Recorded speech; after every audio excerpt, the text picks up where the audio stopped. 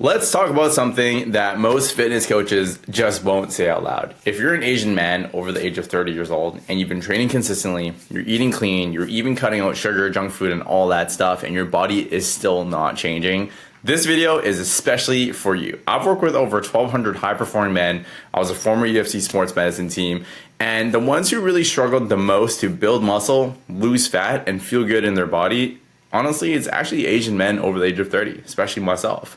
And it's not because we don't work hard, to be honest. It's because the system that we're following just wasn't actually built for us. We're built different in different ways. There's three major reasons why it's a lot harder for Asian men to just build muscle after the age of 30. And we're going to talk about all of these specific ones. Now, the first one is typically because of stress hormone. Oftentimes with us being Asian, we are held to a very high standard in our home. So I can tell you from personal experience that growing up, having an 80% in math was almost like not a good thing for my family. And scoring one goal was not good enough for my family. We had super high expectation. And for me growing up, I had a lot of comparison. Like I got compared to a lot, compared to my cousins, my family member, my brother. And it just felt like I was always almost on my back foot. And Asian men were almost raised because of this immigrant kind of mentality here to carry chronic stress. Like there's a baseline amount of like cortisol that we're supposed to have. And we're just taught to almost suppress that emotion, to not express it, to just hold it in. And even if you're frustrated, to just not say anything about it, just be completely silent. Especially that's what happened for me, right? Push through the pain, put your head down, grind, just like don't complain, just keep working through. And more importantly, prioritize your success, because the success is everything, guys. Like you want to make sure that you're super wealthy so you can take care of your whole family. At least that's like the conditioning that we were particularly raised. And this in itself actually raises a hormone. It's called cortisol. Cortisol is really, really important, and it's actually a huge marker for longevity. One of the things that it does, if you think about what hormone is, it blocks muscle growth. It increases belly fat storage, and it wrecks your sleep and your hormone testosterone, which again is going to amplify energy levels, so it can help you build muscle mass. So even if you're in a calorie deficit, your body might actually be in survival mode. So how do you actually know if you are in a pretty high stress environment? So one of the things that you can actually do is, obviously there's potential symptoms and signs. Some of the signs and symptoms you might have is just like crashing midday. You could be having like acne. There's so many other signs and symptoms, but some hard metric that you can actually look at is something known as HRV. In the UFC, when we're training with the top athletes, one of the things that we really look for every single athlete that wanted to compete is HRV. Why? Because HRV in itself is the inverse for your heart rate. Now, for an individual who is pretty stressed out, their heart rate will be increasing. It's going to keep going on this upward trend. That means your heart rate variability is going to be the inverse of that. If it's the inverse of that, it's going opposite, which means your heart rate variability is going to be low. That means high heart rate, sympathetic nervous system going through the roof. Like you're just like CNS is up to here. That means your heart rate variability is actually going down. So if you have wearables that actually track your HRV, it gives you a pretty good indication for how your CNS is functioning, right? It's basically tied up together. And so for someone where their HRV is trending low, it means your heart rate's high. It means you're in a pretty stressful environment, which means cortisol is through the roof. Your performance is going to suffer, right? It's one of the times where, especially when we're working in like performance space for UFC athletes, HRV, if it's trending low, it means it's time for you to recover. It's really time to focus on deloading and rest and recovery. Now, imagine if you weren't actually tracking this. And imagine that you just didn't even know about cortisol levels. Well, that means your HRV, it's going to be going low. And let's just say you're like, you know what? Screw it. I'm going to keep pushing through, and I'm going to go do like an F45 group workout class. Right? I'm not trying to bash on them, but give you the environment here so it's pretty clear. If you go to like an F45 class, it's basically like a glorified cardio session. They make you train super hard for 45 minutes, very, very high heart rate intensity. Now, if you already know that your heart rate at rest is very, very high, your CNS is up to here, and then you do your training routine, which is also getting your heart rate up really, really high. It's also CNS high, like fatigue. What do you think is going to happen to literally everything afterwards? you're probably going to crash. Like, it's not really conducive for a very high performance environment. Then if you were to go to sleep, your heart rate's already up to here. You're not really managing that. And then you go to sleep, and then next day you have a very high stress environment in work. So now everything's coming together, and it's really, really hard for you to actually function. So if you're not actually tracking HRV or how to actually have a plan to actually improve your HRV, which is tied to longevity, then a lot of people actually stay in this pretty high cortisol stage. And it's one of the bigger levers where you might be even cutting your calories and getting into a calorie deficit, but you're not actually losing any sort of weight. Your body is just going through this crazy fight or flight sympathetic nervous response, and it's going through survival mode. So if you are in this state where you're almost in this survival mechanism, it is really, really hard for you to A, perform, but number two, hit your actual goals because you're not recovering. You're not able to have that same level of performance. You might be just operating at 50%, right? So another thing, number two, is actually a lower testosterone baseline. Okay, so oftentimes there was a few studies that show that Asian men on average have slightly lower free testosterone compared to other ethnic groups. Now, obviously, this is not like a death sentence. It just means that you need to train and recover a lot more intelligently. If your hormones are not optimized, lifting heavier, as I kind of mentioned, will not build that same muscle because you're not getting enough stimulus, right? It's also going to make you a lot more fatigued, which then is going to potentially lead to more of that burnout stage. People go through this crazy, intense 2, 3, 4, 6 week plan. They go through these sprints, but they're exactly what it is. They're little sprints for 6 weeks. Anyone can do that for 6 weeks. But if you don't have a plan that's going to allow you to real life things, it's going to be hard for you to actually sustain this long term. And it's a really, really common thing where people hop on like these short term band-aid solutions. I'm not saying they don't work, but if you were trying to lose weight quickly, as fast as possible, the easiest way to do that is through fasting and through like intermittent fasting and juice cleanse and all. But the issue is this: a lot of people end up just losing a lot of muscle mass. So it might be helpful short term to lose weight, but people will never actually hit their goals. They can actually lose a lot of muscle mass, and then when they actually look in the mirror, they're like, oh my God, like I don't even look like the way I want to look because I lost all this weight, which is all muscle mass, which is then going to be detrimental to your metabolism. And people don't actually realize like how important it is to have structure and not only just look at the weight side of things, but look at the entire picture, your hormones, your body composition, all these other factors, right? And people can go on these 6 week sprints and be like, hey, you know what? Like now is the time where it's not super busy for me, so I can actually train super hard. That is the worst thing you can possibly do because you're not optimizing things to your lifestyle. If you're the type of person that travels 3 times every single month, right?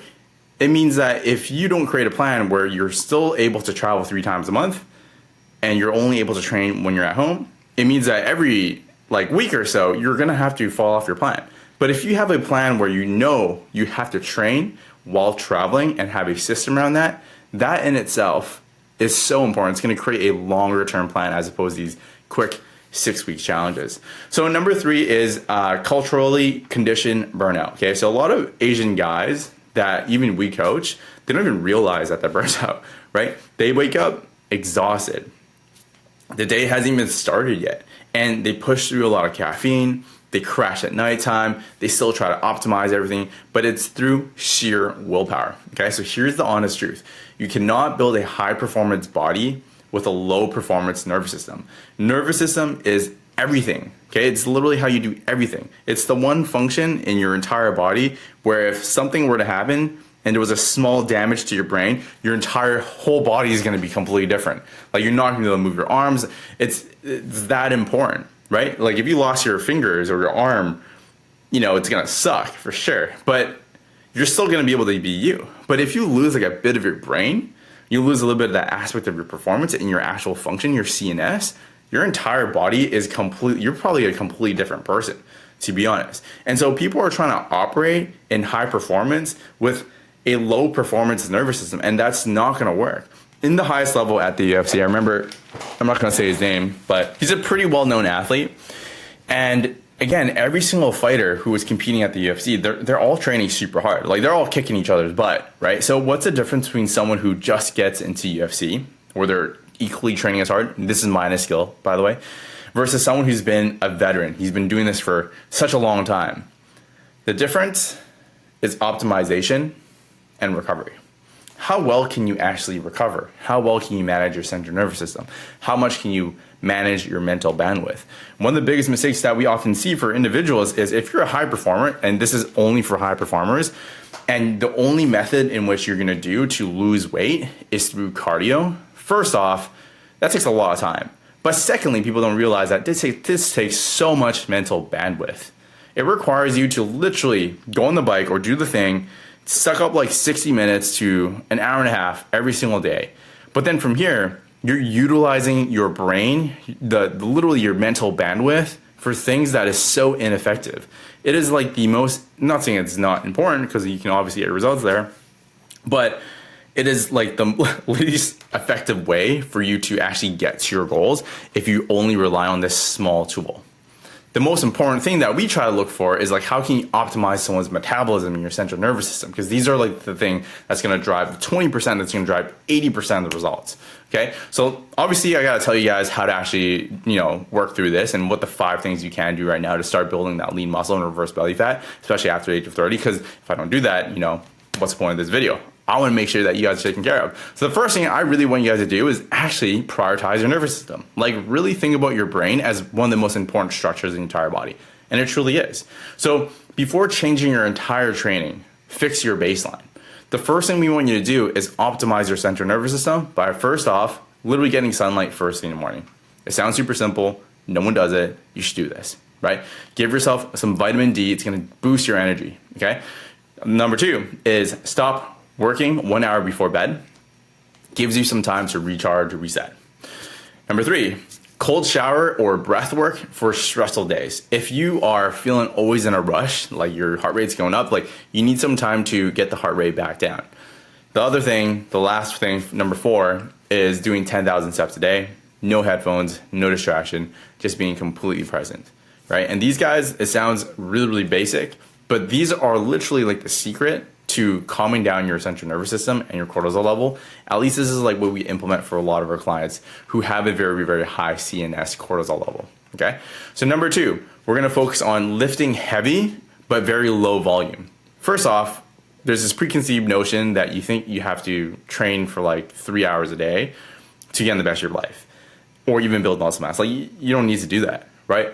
3 days a week is bare minimum. 4 days a week, optimal. 5 days a week, you're gonna look like Dragon Ball Z hyperbolic time chamber. All right. Now, the way I want you to structure your training routine is very simple. If we take into factor the fact that obviously your cortisol level is quite high, we cannot just go straight into like these F45 group workout classes where everyone's doing the exact same thing, but you look to the left, someone's like pregnant, look to the right, someone's like 300 pounds. You need to have your own system. You need to have your own training routine. Okay, it's super important. The reason why is think about this kind of like a free throw. Right? It's one of the ones where it's like every single time you do the same exercise, you get better at it. It's the same type of thing. So you need to periodize and strength train and have progressive overload where you're increasing the strength, the reps, the load every single time. With optimal rest periods, not doing these like crazy conditioning workouts all the time, that's going to drain your CNS system, but really creating a system so that you can actually over time build your routine up, build your strength up, build up your muscle mass. Things to really consider here is really focusing on your form, full range of motion, and just know that when people are starting your routine and you're doing your exercises, form doesn't need to be perfect. It just needs to be 30, 40, even 50% right, and then know that it's really like a journey, right? To this day, I've been training for about 18 years, and my form still needs some work. Like I'm doing, elliptical lifts, like people are looking at it. You're always going through this process. So don't feel like you need to perfect your form before you even start. It's impossible. The best way of actually becoming the best version of yourself and getting better at the form is by putting in the work. This here is how you train like an intelligent athlete. You're not just like some weekend warrior that's just like putting all their bandwidth in things that don't work. Okay, so number 3, ditch the clean eating myth. Most Asian men, they undereat protein like crazy, and they just overeat carbs, even on these healthier meals. Instead, all I want you to focus on for meals is super simple. 50 grams of protein. Do that. Have enough fiber, 30 grams in a day, right? For us specifically is if you want to have white rice, you can totally have that. But in just some moderation, what we typically like is just a fistful of rice and then just this part full of vegetables, and then you're good to go, right? Fat loss in itself is really an important concept, but you need to really think about the calorie deficit as one of the main drivers for how you're going to lose weight. You cannot lose weight if you're not in a calorie deficit. You have to be in a calorie deficit. But the main thing to actually understand here is you cannot just be in a calorie deficit and just rely on it. What I mean by this is most of the time, people will go through these crazy calorie deficits for a prolonged period of time. But if you do this for too long, your metabolism is ultimately going to slow down simply because it's going to start to adjust. If it starts to adjust and people drop their calories even more, that's where your metabolism will slowly start to adapt as well. So that's something to keep to note. One thing that we do for a lot of our clients is we look at a lot of metrics. So the first metric that we look at is something called a DEXA scan. A DEXA scan is basically just a body composition test where they're currently at right now. And then we implement a protocol based off of like what we see. So obviously if we work with over 250 plus clients already, we probably have worked with someone who is very similar to you. So we just get you following a very similar trajectory. Then we look at the data to see what the difference is. And let's just say compared to normative data that you're not actually losing weight, what could be two things. Number one, you might not be like pretty accurate for nutrition, but number two, your metabolism might actually be slowing down. So if that were to happen and now you're at maintenance and you keep dropping your calories and you're not aware of this, there's gonna be a point in time where your body's just gonna hold on to all its fat. Listen to this part again. Calorie deficit, your body's gonna hold on to its fat. That means you can drop your calories even more. You might lose weight, but the weight that you're losing is not actually fat. It's gonna be muscle mass, which is not what you want because your metabolism is gonna slow down even more. And then that's where people eventually give up. They start eating maintenance again or even more. Average American eats like 3,500 calories. So then you're getting all this weight back and it becomes like this crazy yo-yo cycle. So we don't actually want that. So what you need to really actually understand is how can you look at data like a DEXA scan, implement a protocol, see what the difference is, and then based off of data, create the next phase. And it always becomes more efficient because you should always be looking at what is the 20% that drive 80% of the results? What is the 20% here that drive 80% of the results? What is the 20%? And you keep doing that until it's like literally exponential, okay? So point number 5 here is fixing your sleep. Like this is honestly a non-negotiable. So one thing that we really look at is like we use cold room, right? One of the things that I actually just ordered is an 8 sleep. This is not sponsored, but I heard really good things because it's going to keep your body at a cooler temperature while you're sleeping, right?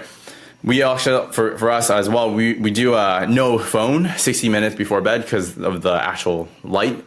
And the most important thing is actually sleeping at the same time every single night. It's like the most boring thing, but that's literally the thing that's going to drive the results the most. Okay. So here is basically your next step, guys. If you're older than 30 years old, you're Asian, you're ambitious, you honestly don't need another workout plan or like some bro split. You need to really learn how to build your muscle without wrecking your hormones. Then start by optimizing your body with actual metrics that actually matter and not overtraining. So if you want help with that, obviously we built the Intelligent Athlete Protocol based off of how UFC fighters cut weight without burning out and actually maximize performance. Now it's specifically designed for high-performing Asian men. So if you guys want some questions around that, feel free to let us know. But if you really, really like this video, you're gonna really, really like the next one. It's really going to show you how to optimize your energy and build it